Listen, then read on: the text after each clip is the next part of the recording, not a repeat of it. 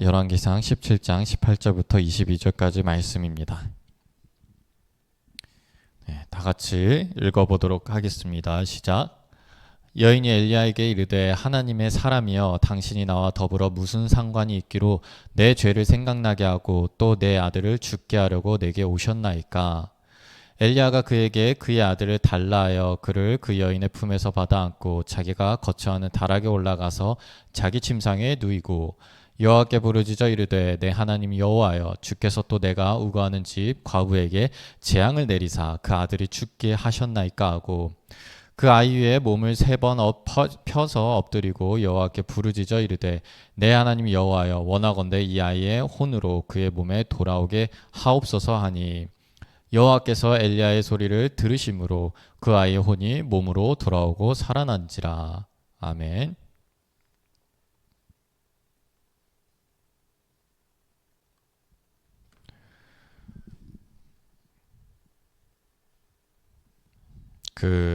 여러분 혹시 그 럭키비키라는 유행어라고 해야 되나요? 그 얘기가 아시나요? 아이돌 중에 장원영 씨라는 분이 계세요. 근데 그분이 멘탈이 되게 좋대요. 그분이 모든 것을 다 긍정적으로 생각하시는 거예요. 뭐 예를 들어서 오늘 막 비가 오고 있죠. 비가 와요. 근데 난 우산이 없어. 그래서 우산이 없으니까 졌네 이런 것을 생각하는 게 아니라 오히려 비가 오니까 날씨가 많이 선선해졌네. 오히려 럭키비키잖아. 뭐 이런 식으로 쓴다라는 거예요. 모든 것을 긍정적으로. 그래서 되게 그 어떤 마인드 그런 사고방식이 화제가 됐던 적이 있어요. 최근에 또 화제가 됐던 그 마인드라고 해야 되나요? 얘기가 있는데 그게 뭐냐면 그 개그맨 허경환 씨 있죠? 그 허경환식 마인드, 허경환식 마인드. 그게 화제가 됐던 게 뭐냐면 허경환 씨가 신인 때 계급 콘서트 처음 무대로 올라가는데 굉장히 이제 신인들은 단역만 하고 그리고 이제 오랫동안 이제 무대 좀 적응기를 거친 다음에 무대에 올라가는데 자기는 바로 올라갔다는 거예요. 몇 주 사이에. 그리고 꽤 긴 분량 혼자서 이렇게 하는 거를 했다는 거예요. 그런데 허경환 씨가 그 첫 무대를 완전히 망쳤대요. 정말 그 한마디 짧은 대사인데 그것을 몇 번이고 NG가 내가지고 완전히 개그맨 이제 신인 개그맨 첫 무대 그것도 어렵지 않은 거를 너무나 망쳐버렸다라는 거예요. 그런데 그 허경환 씨가 나중에 얘기하기로는 그때 자기가 무슨 생각을 했냐면 처음에는 막 자책하다가 그러다가 아니지. 신인 개그맨들은 못하는 게 당연한데 그래서 수습기간을 주고 연습기간을 주는데 그런 걸 주지 않고 준비되지 않은 나를 무대에 올려버린 PD 잘못이다. 그때 그 생각을 했다라는 거예요. 그래서 그 생각을 하면서 그 일을 그렇게 넘어갔다라고 얘기를 합니다. 그래서 허경환식 마인드라고 해야 되나요? 자기 탓이 아니라 그냥 남 탓을 해버리는 거죠. 여러분 이게 좋은 걸까요? 네. 나쁜 걸까요? 좋은 걸까요? 나쁜 거든 좋은 거든 이 마인드가 화제가 됐다라는 것은 무엇을 뜻하냐면 지금 이 시대의 사람들이 과도하게 내 탓을 많이 한다라는 거예요. 네. 그렇기 때문에 사람들이 생각하기로는 다 알죠. 남 탓하는 거 좋지 않아요. 다 압니다. 우리도 다 알죠. 그런데 내 탓하는 것보다 남 탓하는 게 낫지라고 생각이 드는 거예요. 그 얘기를 들으면서 차라리 사람들이 그렇게 생각해서 화제가 됐다라는 거예요. 여러분 남 탓하라는 게 아니에요. 여러분 우리가 왜 이렇게 내 탓하는 게 많을까요? 성경의 어떤 기독교식으로 얘기를 하자면 왜 이렇게 정죄하는 게 많을까요? 스스로. 왜 이렇게 나한테 뭐라고 자꾸 할까요? 왜 다 나한테 너 때문이야 라고 말을 할까요? 스스로. 왜 다 네가 못해서야 라고 얘기를 할까요? 오늘 이 여인처럼 내 죄 때문이다 라고 얘기를 할까요? 사르밧 과부에게 어떤 일이 있었냐면 정말 사르밧 과부가 가난했습니다. 먹을 것이 없었습니다. 그래서 이 먹을 것 남은 이 먹을 거를 다 먹고 아들하고 그냥 죽어버리려고 했어요. 그런데 엘리야가 가서 나를 좀 도와달라 하니까 사르밧 과부가 그 얘기를 해요. 그런데 그 통의 가루가 마르지 않고 그 병의 기름이 마르지 않는 기적을 보았어요. 네. 그러면 그 기적을 보고 하나님께서 놀라운 역사를 하셔서 나와 내 아들이 살았구나, 이제는 살았구나 라고 생각을 했는데 갑자기 아들이 죽어버렸어요. 네. 그러니까 사르밧 과부의 사고방식은 자연스럽게 어디로 가냐면 내 죄 때문이구나 이렇게 가는 거예요. 왜 그렇게 생각을 할까요? 그리고 우리는 왜 자꾸 그렇게 생각을 할까요? 물론 각자의 이유마다 다 다르죠. 그런데 여러분들, 우리는 이것을 강조하죠. 교회에서 그리고 성경에서 회개를 강조합니다. 회개. 그리고 또 뭘 강조하냐면요, 우리의 무력함 강조합니다. 그런데 그것을 강조하는 이유는 우리의 겸손함을 알리기 위해서예요. 네. 그러니까 회개를 얘기하고 겸손함을 얘기하고, 그리고 또 뭘 얘기합니까? 우리는 원래 죄인이다를 얘기를 해요. 네. 여러분, 이것은 아주 굉장히 중요한 부분들이요. 회개와 겸손함과 나의 죄, 그리고 내가 죄인이다라는 거. 여러분, 이것은 다 옳은 말입니다. 네, 100% 옳은 말입니다. 그런데 이것이 우리에게 잘못 알려지면서, 그리고 이것이 강조되면서 우리는 어떤 길로 빠져들게 되냐면 잘못된 길이죠. 네. 내 탓이오, 내 탓이오, 내 탓이오. 내가 잘못해서, 내가 능력이 부족해서, 내가 미쳐내서 이렇게 가는 거예요.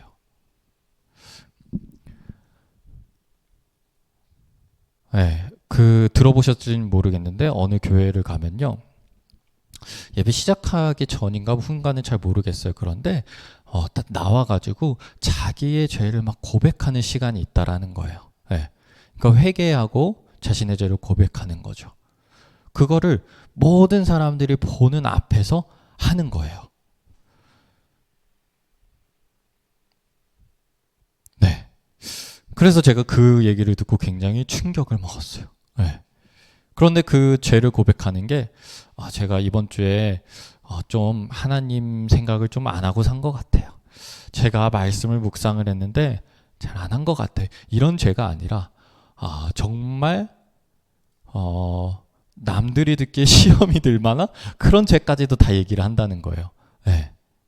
그런데 저는 이게 이제 여러분, 이게 잘못됐다 잘했다라는 거를 저는 이렇게 판단을 하다기보다는 그로 인해 파생되는 것들을 보게 되는 거예요. 그런데 그게 긍정적이지는 않은 것 같더라고요. 네. 사람들이 아름다운 회개다라고 보는 것보다는 너무나 무겁고 가슴에 짐이 되고, 좀 꺼려지고.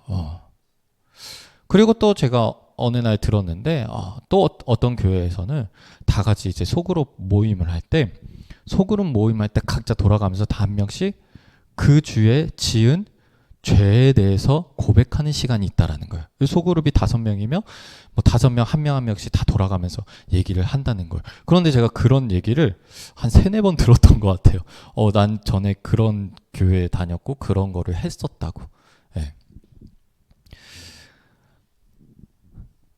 자, 여러분들, 회개 중요하고 겸손 중요합니다. 네.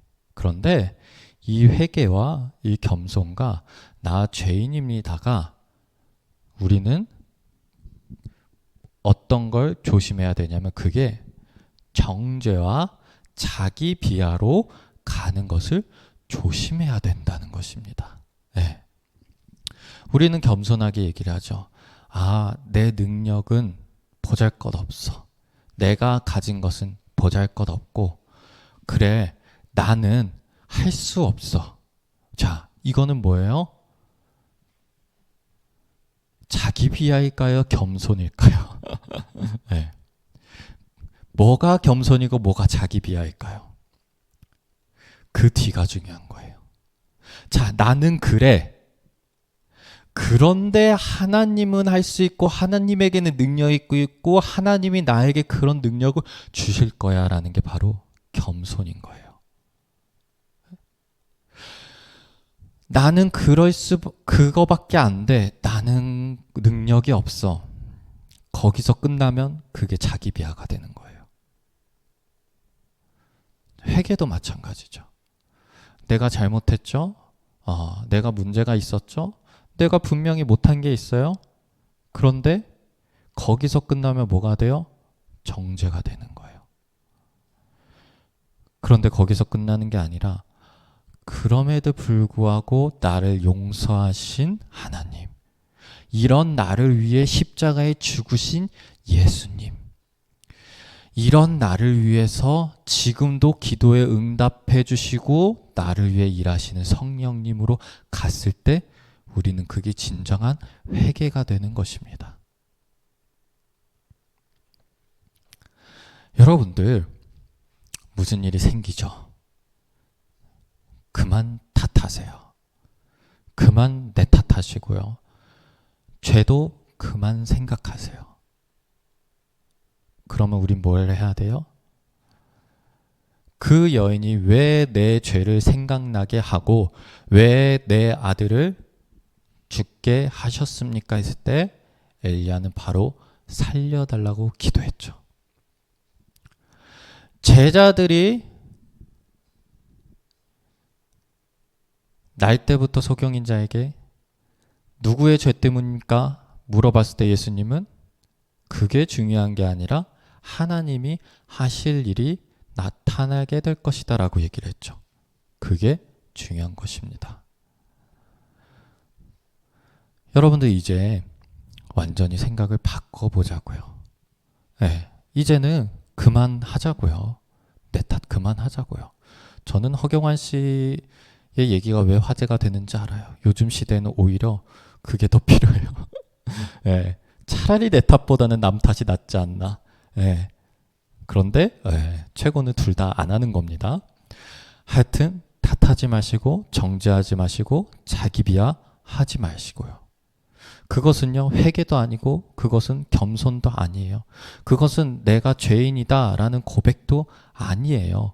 그거는 그냥 정죄고 그거는 그냥 자기 비하예요. 하등 우리에게 쓸모가 없는 것입니다. 저는 항상 생각하기로 나는 죄인입니다. 너무나 맞는 얘기고 제가 언제 얘기를 했어요. 거기서부터 우리의 신앙이 시작한다고. 왜냐? 내가 죄인인 걸 인정하지 않는다면 내 죄 때문에 돌아가신 예수님은 못하러 하셨어요. 이게 된다니까요. 그러니까 내가 죄인인 게 맞는 얘기고 내가 능력이 없어서 내가 할 줄 아는 게 없고 내가 가진 게 없어서 맞는 얘기고요. 내가 죄가 있고 내가 죄를 저지를 때도 있고 내가 하나님 앞에서 온전하지 못할 때도 있고 다 맞는 얘기인데 그러면 그 다음에 우리는 뭘 해야 될까? 그게 중요한 거예요. 그런 나를 그럼에도 사랑하신 하나님의 사랑이 느껴져야 되고 그럼에도 불구하고 나를 용서하시는 그 예수 그리스도의 넓으신 은혜, 그런 나를 먼저 택하신 그 놀라우신 은혜가 먼저 느껴져야 되고 나를 용서하셔서 나의 기도에 응답하시는 하나님의 역사, 그럼에도 불구하고 나를 위해서 일하시는 예수 그리스도, 우리는 계속 그걸로 가야 되는 거예요. 내 죄? 실제로 죄일 수 있죠. 내 잘못? 실제로 내가 잘못한 거일 수도 있죠. 그런데 그게 중요한 게 아니에요. 그것에 너무 매달리지 마세요. 그럼에도 불구하고 역사하시는 하나님이 더욱더 중요한 것입니다. 여러분, 회개와 겸손과 죄인입니다라는 고백을 하실 때 여러분 그것이 지금 나 정죄하는 것인가? 이것이 그냥 자기 비하가 아닌 것인가? 구별하시길 바랍니다. 그래서 우리는 너무 빠져들는 것이 아니라 그럼에도 불구하고 역사하시고 나를 위해 일하시는 그 하나님의 놀라우신 사랑과 놀라우신 은혜 그리고 하나님의 영광이 드러날 일을 소망하고 기도하면 되는 것입니다. 그러면 우리가 그걸 어떻게 구별할 수가 있어요? 그걸 어떻게 내가 이건 자기 비하인지 이게 겸손인지 이게 정말 회개인지 정죄인지 어떻게 알 수 있을까요? 요한일서 4장 18절 읽어드리겠습니다. 사랑 안에 두려움이 없고 온전한 사랑이 두려움을 내어 쫓나니 두려움에는 형벌이 있음이라. 두려워하는 자는 사랑 안에서 온전히 이루지 못하였느니라. 네, 여러분들 이 말씀을 항상 기억하셔서 내가 지금 사랑 안에 있는가 아니면 형벌을 두려워하고 있는가? 내가 혹시 그 형벌을 두려워해서 그 사랑을 내쫓고 있는진 않는가? 네, 그걸 계속 묵상하고 계속 생각해 보시고 그리고 분별해 보시길 바랍니다. 그래서 여러분들 우리는 항상 잘할 때나 못할 때나 회개할 때나 기뻐할 때나 찬양할 때나 내가 찬양하지 못할 때나 그 어떠한 상황에서든지 항상 하나님의 사랑이 함께하고 있음을 꼭 기억하시길 바랍니다. 그래서 여러분들 겸손 안에서도 사랑이 느껴져야 되고 회개 안에서도 사랑이 느껴져야 돼요. 내가 죄인입니다 고백할 때도 사랑이 느껴져야 돼요. 그 사랑이 없고 두려움이 있어서 내가 이렇기 때문에 하나님이 역사 안 하시면 어떡하지? 내가 정말 천국에 갔는데 하나님이 나를 모른다 하시면 어떡하지? 주여 주여 하는 자마다 다 천국에 들어가지 못하는데 내가 그런 사람이면 어떡하지? 그런 두려움? 내가 그렇게 죄를 저질렀기 때문에 하나님이 내 기도에 응답하지 않으실 것 같은 두려움. 내가 이렇게 기도해놓고서 하나님의 말씀에 순종하지 않아 하나님이 나를 버리시면 어떡하지 하는 그런 두려움이 있으시면 이거는 내가 지금 하나님 앞에서 온전한 사랑을 경험하는 게 아니라 내가 지금 자기 비하를 하고 있구나. 내가 내 스스로 정죄하고 있구나. 이러면 안 되겠구나 하고 여러분들의 생각을 바꾸셔야 돼요. 그래서 우리는 항상 사랑 안에 있어요. 그래서 언제든지 확신하세요. 그럼에도 불구하고 하나님은 나를 위해 역사하신다. 그래서 오늘 사르밧가브의 아들이 내 죄 때문에 죽었습니까? 두려움이 있을 때 엘리야는 바로 가서 기도했습니다. 그러자 그 아들이 살아났습니다. 여러분들 그 두려움을 내쫓고 그 사랑 안에서 그럼에도 불구하고 나에게 역사하시는 그 하나님을 향해서 계속해서 기도하시길 바랍니다. 네, 기도하겠습니다. 하나님 아버지, 우리가 주님 앞에 겸손하게 하여 주시고 우리가 주님 앞에 회개하게 하여 주시고 우리가 주님 앞에 우리가 죄인임을 고백하게 하여 주시옵소서. 하지만 그것이 하나님 자기 비하로 이어지지 않고 정죄함으로 이어지지 않고 오히려 그럼에도 불구하고 나를 사랑하시고 나를 위해 일하시고 나의 기도를 들어주시는 그 놀라우신 하나님의 사랑을 체험하고 그 사랑이 얼마나 큰지 알게 하는 계기가 되게 하여 주시옵소서. 예수님의 이름으로 기도하였습니다. 아멘.